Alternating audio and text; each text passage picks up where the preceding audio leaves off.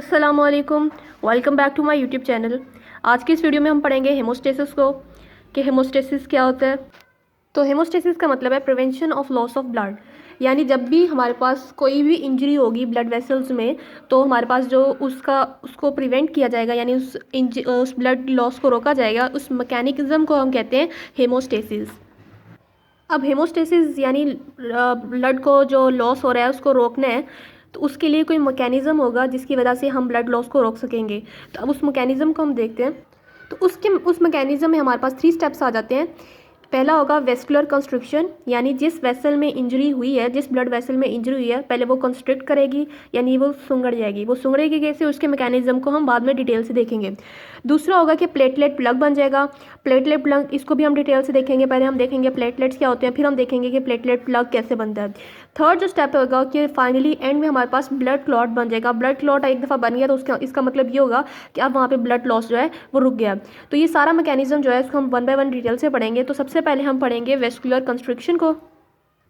अब हम देखते हैं कि हमारे पास जो एक ब्लड वेसल होती है, समझिए ये एक ब्लड वेसल है, ठीक है, या मैं इसको दिखा रही हूँ कि ये इंजरी हुई है। तो ये ब्लड वेसल है। ये ब्लड वेसल्स के अंदर अगर हम मसल्स की बात करें तो ये हमने पढ़ा हुआ है कि ब्लड वेसल्स में स्मूथ मसल्स पाए जाते हैं।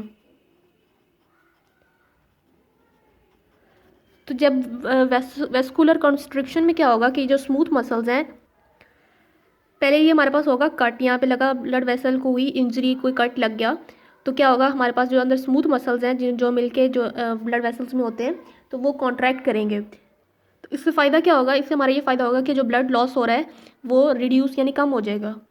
तो वेस्कुलर कंस्ट्रिक्शन में जो पहला स्टेप हुआ है वो क्या हुआ है हमारे पास, इसको हम कहते हैं कि ये जो स्मूथ मसल्स का कॉन्ट्रैक्ट करना जो है ब्लड वेसल्स में, तो उसको हम कहते हैं मायोजेनिक स्पाज़्म,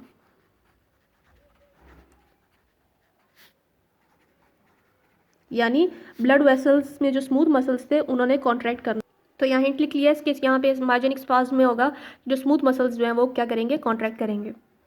दूसरा स्टेप ये है कि हमारे पास फैक्टर्स रिलीज होंगे, और ये फैक्टर्स कहाँ से रिलीज होंगे, ये हमारे पास जस्ट ब्लड वेसल में ट्रॉमा हुआ है यानी इंजरी हुई है, तो ये ट्रोमाटाइज टिश्यू से, तो ये जो फैक्टर्स रिलीज होंगे ये ट्रोमाटाइज टिश्यू यानी जहाँ पे इंजरी हुई वहाँ से रिलीज होंगे, और दूसरा हमारे पास प्लेटलेट्स से जो फैक्टर्स रिलीज होंगे।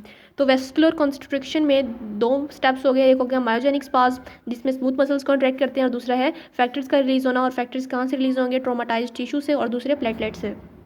फिर जो थर्ड मैकेनिज्म है वो जो है वेस्कुलर कॉन्स्ट्रिक्शन में जो हेल्प करेगा वो है नर्वस रिफ्लेक्स, यानी जब किसी पेन, हमारे पास जो पेन इम्पल्सेस होंगी वो ओरिजिनेट होंगी उस जगह से जहाँ पे ट्रॉमा हुआ होगा। तो नर्वस रिफ्लेक्सेस को कौन इनिशिएट करेगा, पेन नर्व इम्पल्स, ठीक है। तो ये हो गया 3 हमारे पास वेस्कुलर कंस्ट्रक्शन के। अब ये डिपेंड करता है कि हमारे पास इंजरी कितनी हुई है ब्लड वेसल्स की। अगर ब्लड वेसल की इंजरी ज़्यादा हुई है तो फिर हमारे पास ये वेस्कुलर स्पाज्म जो होगा ये भी ज़्यादा होगा, उसके डिग्री मानी वो ग्रेटर डिग्री के साथ होगा। अब ये जो हमारे पास ये जो वेस्कुलर कंस्ट्रिक्शन होगी इसका जो अगर डिपेंड करता है इंजरी पे, तो फिर इस वजह से अगर इंजरी कम होगी तो और उसकी डिग्री जो है, इस वजह से हमारे पास ये जो वेस्कुलर कंस्ट्रिक्शन होगी वो उसका जो टाइम होगा वो मिनट्स में भी हो सकती है और आवर्स में भी हो सकती है। अब ये जो नेक्स्ट स्टेप है ये हो गया वेस्कुलर कंस्ट्रिक्शन। अब जो नेक्स्ट स्टेप है कि फॉर्मेशन ऑफ प्लेटलेट प्लग, तो इसको अब हम डिटेल से पढ़ेंगे, लेकिन उससे पहले हमें पता होना चाहिए कि प्लेटलेट क्या होता है।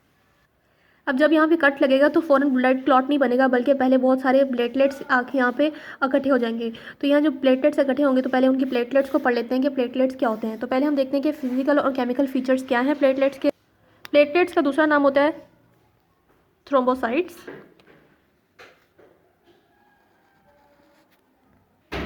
अगर इनका साइज़ देखें तो ये माइन्यूट डिस्क्स होती हैं,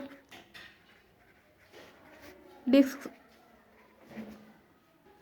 और इनका डायमीटर कितना होता है 1 to 4 माइक्रोमीटर। ये 1 से 4 माइक्रोमीटर जो है इनका डायमीटर होता है। और ये बनते कहाँ हैं, ये मेगा कैरियोसाइट मतलब बोन मैरो से बनते हैं, फॉर्म फ्रॉम बोन मैरो। हर सेल जो है हमें पता है कि वो पहले बोन मैरो में बनता है।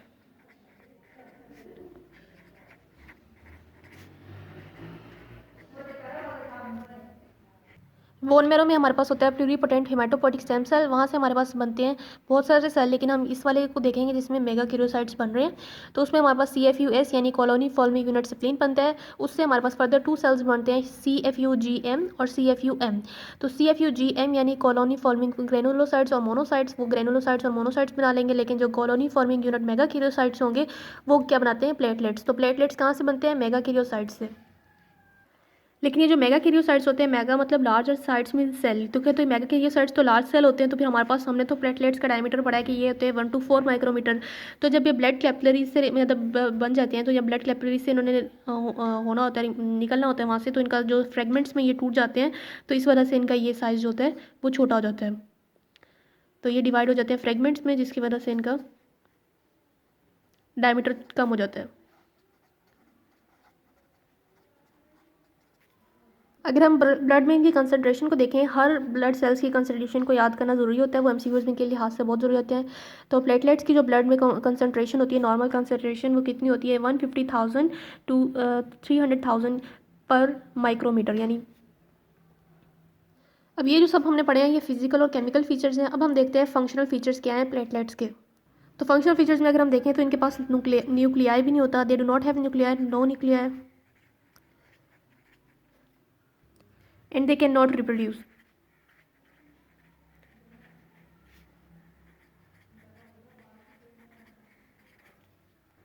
अब अगर इनका साइटोप्लाज्म देखें तो हमें इनके साइटोप्लाज्म में बहुत सारी चीज़ें नज़र आएंगी, कुछ ऑर्गेनेलीज नज़र आएंगी, कुछ एंजाइम्स नज़र आएंगे, कुछ प्रोटीन्स नज़र आएंगे। तो उनको अभी हम फिर डिटेल से लिखते हैं कि वो कौन कौन सी चीज़ें हैं। तो साइटोप्लाज्म में हमें नज़र, तो ये सारे जो हैं साइटोप्लाज्म में हमें मिलेंगे।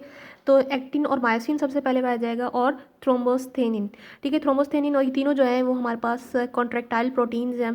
तो ये जो एक्टिन और मायोसिन है, इनको हम मसल सेल्स में भी पढ़ते हैं, उन्होंने कॉन्ट्रैक्ट और रिलैक्स कराना होता है मसल्स को। तो यहाँ पे जो है हमारे पास ब्लड वेसल्स में भी, प्लेटलेट्स में भी पाए जाते हैं एक्टिन एंड मायोसिन, और इसके अलावा थ्रोम्बोस्थिन भी होती है। ये तीनों हमारे पास कॉन्ट्रैक्टाइल प्रोटीन्स हैं। इसका फ़ायदा ये हो गया कि जब प्लेटलेट्स ने बहुत सारे प्लेटलेट्स ने मिल के आके उस जगह पे अटैच होना है जहाँ पे ब्लड की इंजरी हुई है यहाँ पे, तो उन्होंने अपनी शेप को थोड़ा सा मॉडिफाई करना है ताकि वो एक फिट हो जाए ना, और स्पेस उनके दरमियान में ख़त्म हो रहे। तो इस वजह से वो अपनी शेप को मॉडिफाई कर सकें, इस वजह से इनके पास ये 3 होते हैं, मायोसिन, एक्टिन मायोसिन और थ्रोम्बोसिन कॉन्ट्रैक्टाइल प्रोटीन होते हैं। इसके अलावा हमारे पास एंडोप्लाज्मिक रेटिकुलम और गोल्गी एप्परेटस होते हैं।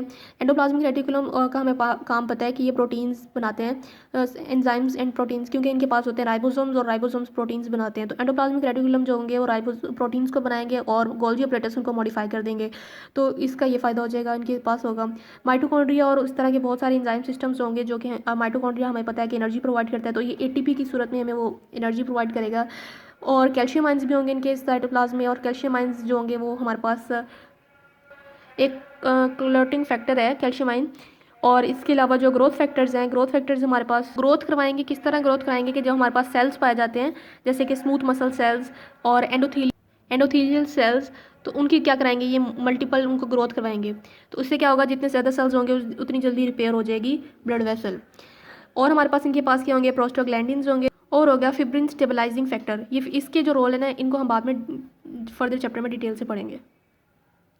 अब हम सेल मेम्ब्रेन को देखें तो प्लेटलेट्स की सेल मेम्ब्रेन के पास एक कॉर्ड होता है ग्लाइकोप्रोटीन का। ग्लाइकोप्रोटीन हमारे पास कॉन्जुगेट मॉलिक्यूल होता है, जिसमें कार्बोहाइड्रेट्स और प्रोटीन मिलकर ग्लाइकोप्रोटीन बनाते हैं।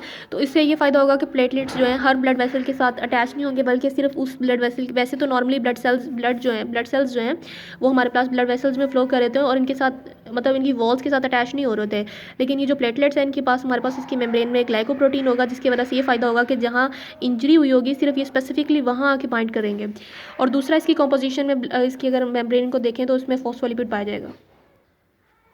तो अगर हम देखें तो प्लेटलेट क्या है, एक्टिव स्ट्रक्चर्स हैं, और अगर इनके मतलब हाफ लाइफ को देखें तो कितने दिनों बाद इन्होंने ख़त्म हो जाना होता है, तो 8 से 12 डेज़ के बाद जो है ये ख़त्म हो जाते हैं। तो ये एक MCQs के लिहाज से बहुत इंपॉर्टेंट बात है। तो इनको इन प्लेटलेट्स को बाद में जो है हमारे पास मैक्रोफेजेस जो हैं वो आके ख़त्म कर देंगे, यानी रिमूव कर देंगे सर्कुलेशन से, ब्लड की सर्कुलेशन से।